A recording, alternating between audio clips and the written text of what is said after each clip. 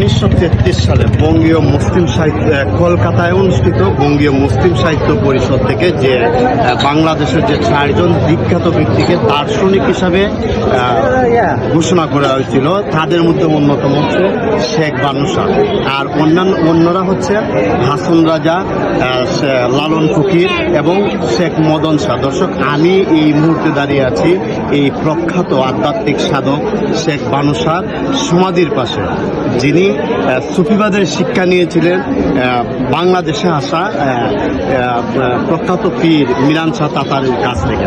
আমি আপনাদেরকে দেখাচ্ছি সেই আধ্যাত্মিক সাধক, বিশেষ করে নিশীতে যাইও পুলবনে গানের খালজয়ী এই গানের রচয়িতা শেখ বানু শাহর সমাধি।